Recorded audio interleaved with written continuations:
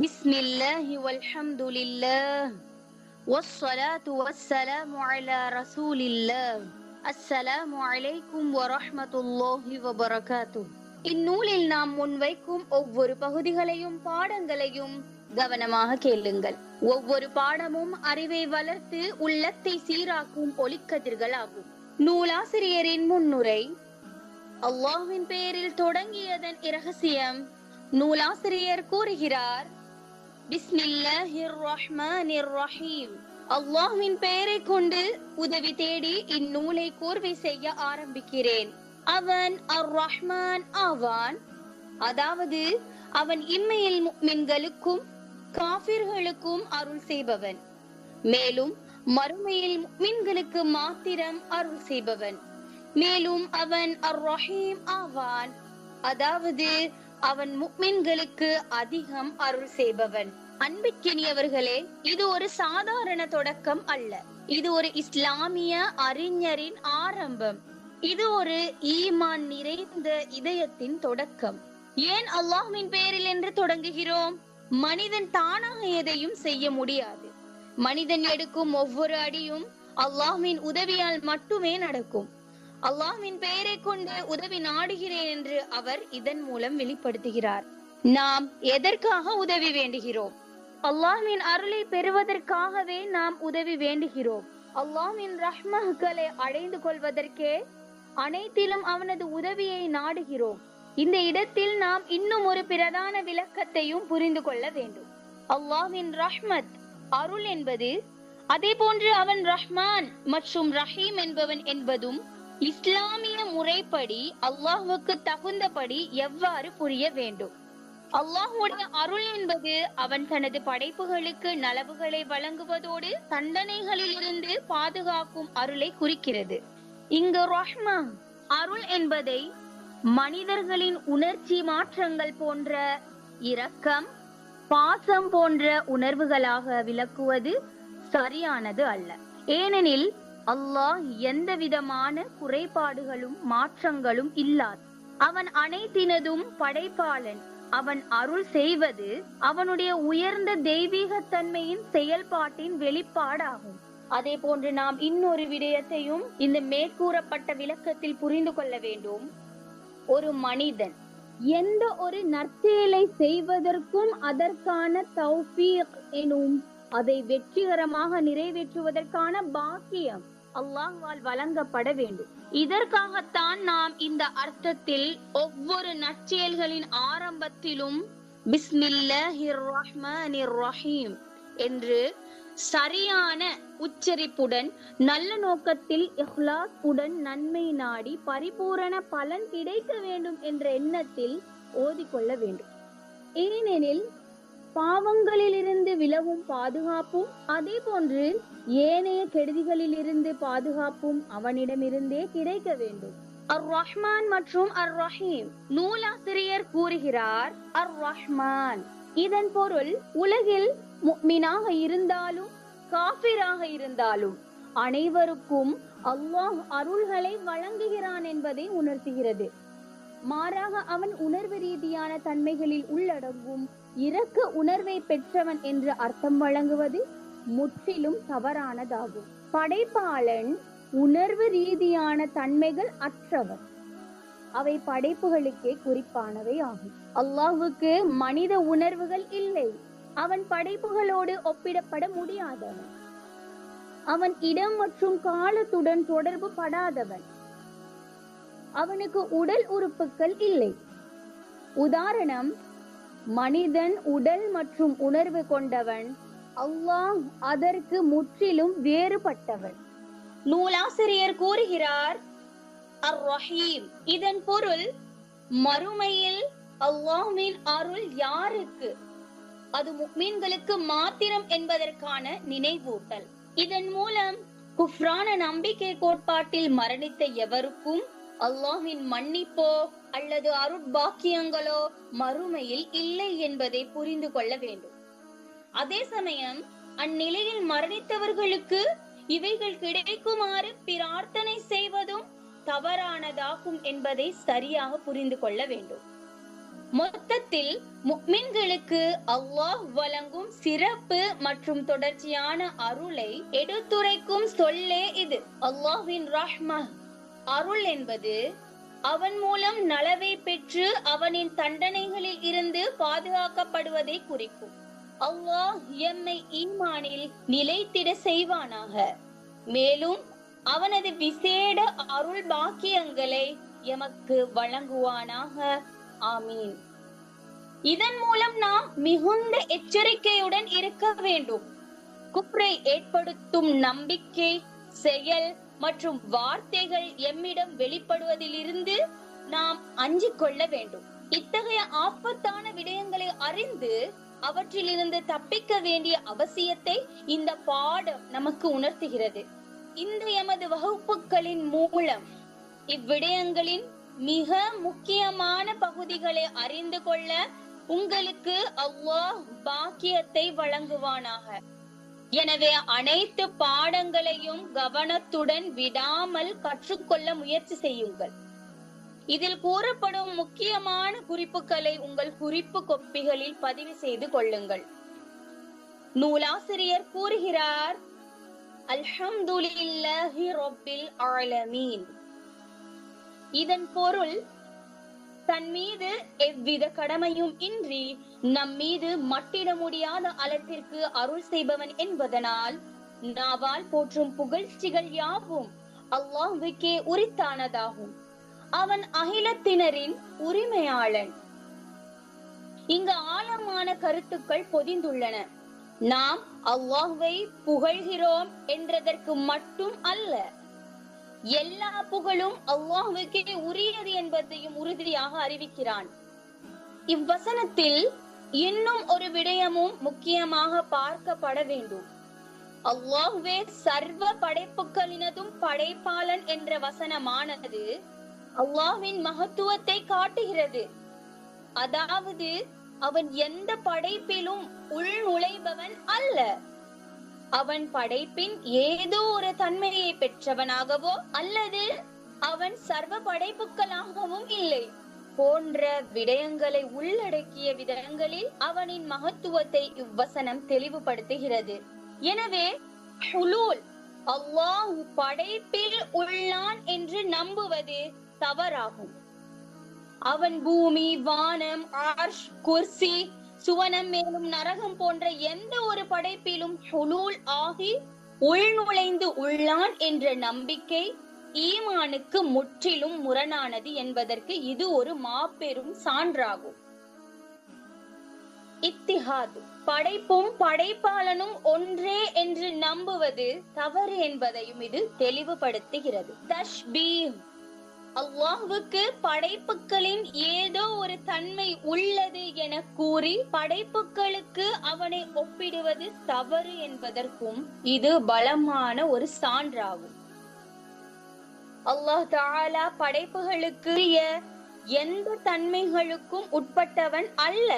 அதாவது உட்காருதல், நிற்றல், ஏறுதல், இறங்குதல் போன்ற உடல் இயக்கங்கள், அசைதல் அல்லது அசையாமை போன்ற உடல் நிலைகள், பிடிபடும் தன்மை அல்லது பிடிபடாத தன்மை போன்ற பொருளியல் வரையறைகள், ஒளி, உயிர், உடல் உறுப்புகள் போன்ற படைப்பின் வடிவங்கள், இரக்கம், பாசம், கோபம், கவலை போன்ற மனிதர்களில் காணப்படும் மனித உணர்ச்சி கட்டுப்பாடுகள், இடம், திசை, காலம் போன்ற பிரபஞ்ச வரம்புகள், ஒன்றுடன் சேர்தல், பிரிதல் போன்ற உலகியல் மாற்றங்கள், இவை அனைத்தும் படைப்புகளுக்கே உரிய தன்மைகள். அல்லாஹ்வை பொறுத்தவரை எந்த உருவத்துக்கும் உட்பட்டவன் அல்ல, எவ்வித இடத்துக்கும் கட்டுப்பட்டவன் அல்ல, எந்த மாற்றத்திற்கும் உட்பட்டவன் அல்ல. கற்பனை, எண்ணம், படைப்புகளின் அறிவு எல்லைகளுக்கும் அப்பாற்பட்டவன். நூலாசிரியர் கூறுகிறார், வபிஹி நஸ்தஈனு அலா உமூரித் துன்யா வத்தீன். இதன் பொருள், அவனிடமே உலக விடயங்களுக்காகவும் மற்றும் மார்க்க விடயங்களுக்காகவும் படைக்கும்படியான உதவி தேடுகிறோம். இது முக்கியமான பாடம். உலக விடயங்களிலும் மார்க்க விடயங்களிலும் உதவியை படைக்கும்படியாக நாம் யாரிடம் உதவி தேட வேண்டும்? அல்லாஹ்விடம் மாத்திரமே. அல்லாஹ்வின் மீது முழுமையான நம்பிக்கை இருக்க வேண்டும். இதன் மூலம் பொதுவாக வேறு விதங்களில் அல்லாஹ்வின் படைப்புகளிடம் உதவி தேடுவது கூடாது என்று அர்த்தமல்ல. ஏனெனில் உதவியை படைக்கும் விதத்தில் அல்லாது இஸ்லாம் அனுமதித்த வேறு முறைகளில் மற்றவர்களிடம் உதவி கோரலாம். இங்கு நாம் நமக்கு நலவு கிடைக்க வேண்டி ஆபத்துகளிலிருந்து கெடுதிகளிலிருந்து பாதுகாப்பு கிடைக்கவும் வேண்டுவது அல்லாஹ்விடம் மாத்திரமே. மாறாக அவன் எம்மிடம் வந்து உதவி செய்ய வேண்டும் என்று அர்த்தம் அல்ல. இதை நாம் எமது சிறுவர்களுக்கும் கூட சரியாக புரிய வைக்க வேண்டும். ஏனெனில் சில சமயங்களில் சிறுவர்களிடம் நீங்கள் அல்லாஹ்விடம் உங்களுக்கு தேவையானதை கேளுங்கள் இப்படியெல்லாம் அவர்களுக்கு சொல்லிக் கொடுத்ததற்கு பின்பு அவர்கள் அவ்வாறே ஏதாவது ஒன்றை கேட்பார்கள். பின்பு அவர்களின் பெற்றோர்கள் தங்களின் பிள்ளைகள் அல்லாஹ்விடம் கேட்டதை மறுநாள் அவர்களுக்கு வாங்கி கொடுப்பார்கள். அது ஆச்சரியத்துடன் தனது பெற்றோர்களிடம் சில பிள்ளைகள் கேட்பார்கள், இதை யார் தந்தது என்பதாக. அதற்கு பெற்றோர்கள் உடனே இந்த இஸ்லாமிய சரியான விளக்கங்களை கூறாமல் இதை அல்லாஹ் தான் தந்தான் என்று கூறும்போது அல்லாஹ் நேரடியாக அங்கு வந்து தனது பெற்றோர்களிடம் கொடுத்துவிட்டு சென்றிருக்கலாம் என்று நினைக்க வாய்ப்பும் உண்டு. உங்களுக்கு புரிந்திருக்கும் என்று நினைக்கிறேன். இது போன்று பல விபரீதங்கள் பல வீடுகளில் இடம்பெறுகின்றன. இதற்கு பிழையான வழிகாட்டல்களே காரணம். நூலாசிரியர் கூறுகிறார், வஸல்லல்லாஹு வஸல்லம் அலா சய்யிதினா முஹம்மத் ஹாதமின் நபியீன். இதன் பொருள் நபிமார்களின் முத்திரையான எம் தலைவர் முஹம்மது ஸல்லல்லாஹு அலைஹி வஸல்லம் அவர்கள் மீது அல்லாஹ் கண்ணிய உயர்வையும் அச்சம் தீரும் தன்மையையும் வழங்குவானாக. ஏன் நபி ஸல்லல்லாஹு அலைஹி வஸல்லம் அவர்களை இங்கு குறிப்பிடுகிறார்? மார்க்க அறிவை எங்களுக்கு கொண்டு வந்தவர் யார்? ஈமானுடைய ஒளியை எமக்கு காண்பித்து தந்தவர் யார்? நபி முஹம்மது ஸல்லல்லாஹு அலைஹி வஸல்லம் அவர்கள். அவர்களுக்கு அல்லாஹ்வின் கண்ணிய உயர்வும் தனது சமுதாயத்தினர் பற்றி உள்ள அன்னவர்களது அச்சமானது தீரும் தன்மையை அவர்களுக்கு கிடைக்க வேண்டி துஆ செய்கிறார். மிக முக்கியமாக கவனிக்க வேண்டும், நபிகளார் ஸல்லல்லாஹு அலைஹி வஸல்லம் அவர்கள் மீது அல்லாஹ்வின் ஸலவாத் என்று வரும் இடங்களில் ஸலவாத் என்பதை மனிதர்கள் செய்யும் துஆ அல்லது நற்செயல் போல புரிந்து கொண்டு அல்லாஹ் ஒரே ஒரு அமலாக நபிகளார் மீது தொடர்ந்து ஸலவாத் சொல்கிறான் என்று விளக்கம் கூறுவது முற்றிலும் தவறானது. அல்லாஹ்வின் ஸலவாத் என்பது அவன் நபிகளார் ஸல்லல்லாஹு அலைஹி வஸல்லம் அவர்கள் மீது தனது விசேட அருள், கண்ணியம் மற்றும் உயர்வை வழங்குவது என்ற பொருளையே குறிக்கிறது. அல்லாஹ்வின் ஸலவாத் என்பது அவன் நபிகளார் ஸல்லல்லாஹு அலைஹி வஸல்லம் அவர்கள் மீது தனது விசேட அருள், கண்ணியம் மற்றும் உயர்வை வழங்குவது என்ற பொருளையே குறிக்கிறது. இதன் அடிப்படையில் தான் நபிகளார் ஸல்லல்லாஹு அலைஹி வஸல்லம் அவர்கள் மீது வரும் ஸலவாத் தொடர்பான அல் குர்ஆன் வசனங்களை மொழிபெயர்க்க வேண்டும். இந்த சரியான முறையில் கருத்தை உணர்ந்து மன தூய்மையுடன் அதிகம் சரியான உச்சரிப்புடன் நபிகளார் ஸல்லல்லாஹு அலைஹி வஸல்லம் அவர்கள் மீது ஸலவாத் மற்றும் சலாம் பிரார்த்தனைகளை மேற்கொள்வோமாக. அல்லாஹ் அந்த பாக்கியத்தை எமக்கு அதிகம் வழங்குவானாக. நூலாசிரியர் கூறுகிறார், வஆலிஹி த்வாஹிரீன வஸஹ்பிஹில் முன்தஜபீன். இதன் பொருள் மற்றும் அன்னவர்களின் தூய குடும்பத்தினர் நல்ல முறையில் பின்பற்றியவர்கள் மற்றும் தேர்ந்தெடுக்கப்பட்ட தோழர்கள் மீதும் கிடைக்கட்டுமாக. அதாவது குஃபுர் மற்றும் விபச்சாரம் போன்ற மோசமான விடயங்களிலிருந்து தூயவர்களான நபிகளாரின் குடும்பத்தினரையும் உண்மையாக பின்பற்றியவர்களையும் ஏனைய நபிமார்களின் தோழர்களை விட விசேடமாக தேர்ந்தெடுக்கப்பட்ட தோழர்களையும் உயர்த்தி காட்டும் மரியாதை ஆகும். நூலாசிரியர் கூறுகிறார், ولا حول ولا قوة إلا بالله العلي العظيم. இதன் பொருள், அல்லாஹ்வின் பாதுகாப்பு மூலமே தவிர எந்த பாவத்திலிருந்தும் எம்மால் நீங்க முடியாது. அல்லாஹ்வின் உதவியினாலே தவிர எந்த நல்ல விடயத்தை மேற்கொள்வதற்கும் எவ்வித பலமும் எம்மிடம் இல்லை. அவன் அந்தஸ்தில் உயர்த்தியானவனாகவும் மேலும் அவன் மகத்துவம் மிக்கவனாகவும் உள்ளான். இந்த மகத்தான வாக்கியம் மனிதனின் உண்மையான நிலையை உணர்த்துகிறது. பாவத்தை விட்டு விலகுவதையும் நன்மையை செய்வதையும் கூட எம்மால் சுயமாக செய்துவிட முடியாது. அல்லாஹ்வின் உதவி கிடைத்தால் மட்டுமே முடியும். மேலும் இங்கு குறிப்பிட்ட அல்லாஹ்வின் உயர்த்தி என்பது இருப்பிடத்தை பெற்றுக் கொள்வதன் மூலம் அல்ல, மாறாக உயர்ந்த அந்தஸ்தை உடையவன் என்பதை குறிக்கும். ஏனெனில் அவன் எந்த இருப்பிடமும் படைக்கப்பட முன்பே இடம் திசை இன்றியே உள்ளவன். மேலும் இங்கு அல்லாஹ்வின் மகத்துவம் என்பது அவன் எதற்கும் ஒப்பாகாமல் படைப்புகளின் தன்மைகளும் குறைபாடுகளும் இன்றி உள்ளான் என்பதை குறிக்கும். உருவங்களை படைப்பவனான அல்லாஹ் உடல் உருவத்தன்மை இன்றியே உள்ளான். இஸ்லாத்தில் உருவ வழிபாடு இல்லை. முஸ்லிம்கள் வணங்கக்கூடிய இறைவனுக்கும் உருவம் இல்லை. எனது இப்பாடத்தை மிகவும் ஒரு முக்கியமான குறிப்புடன் நிறைவு செய்ய விரும்புகிறேன்.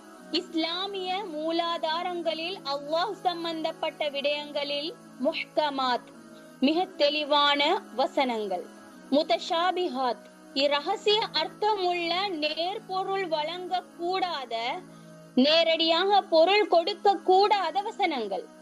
இந்த இரண்டாவது வகை வசனங்களுக்கு அறிவில் தேர்ச்சி பெற்றவர்களின் வழிகாட்டலின்படி நுணுகி ஆராயப்பட்டு விளக்கம் வழங்கப்பட வேண்டும். இவ்விரண்டு வகையையும் தவறாக ஆராய்வது ஈமானுக்கு கடும் சேதத்தை விளைவிக்கும். இத்தொடக்கத்தின் மூலம் நூலாசிரியர் எங்களுக்கு பின்வரும் பிரதான விடயங்களை கற்றுக் கொடுக்கிறார். எல்லாவற்றையும் அல்லாஹ்விடம் நலவை படைக்குமாறு உதவி தேடி ஆரம்பிக்கும் பழக்கம் உடையவர்களாக மாற வேண்டும். அவனின் அருட்கொடைகளை உணர்ந்து நன்றியுடன் வாழ வேண்டும். முழுமையாக அவனை நம்ப வேண்டும். நபி ஸல்லல்லாஹு அலைஹி வஸல்லம் அவர்களை அதிகம் நேசித்து முறையாக அவர்களை பின்பற்ற வேண்டும். எவ்வாறு பின்பற்ற வேண்டும்? முறையாக.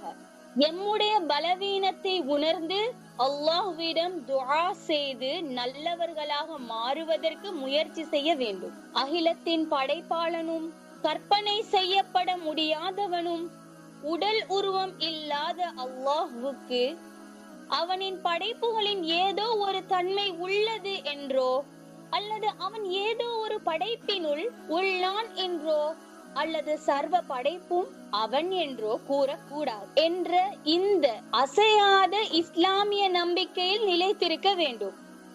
இதனால் தான் இது ஒரு தொடக்கம் மட்டும் அல்ல, மிகவும் ஆழமான மனிதனை நேர்வழிக்கு இட்டு செல்லும் ஓர் பாதையின் ஆரம்பம். கற்பனைக்கு அப்பாற்பட்ட அல்லாஹ்வே, எமது உள்ளங்களை என் நேரமும் உன் திக்ரில் உறுதியாக நிலைத்திருக்க செய்வாயாக. நீ எமக்கு அருளிய அருட்பாக்கியங்களை உன்னால் ஏற்றுக்கொள்ளப்படும் விடயங்களில் மாத்திரம் பயன்படுத்தும் நற்பண்பை அளித்து உனக்கு உண்மையான நன்றியுடன் வாழ வழி நடத்துவாயாக. உனது மார்க்கத்தை தெளிவாக கற்று அதை அழகாக நடைமுறைப்படுத்தி உனக்காக சிறந்த வணக்க வழிபாடுகளில் ஈடுபட எமக்கு உதவுவாயாக. ஆமீன். இத்துடன் எனது உரையை முடித்துக் கொள்கிறேன். அஸ்ஸலாமு அலைக்கும் வரஹ்மத்துல்லாஹி வபரகாத்துஹ்.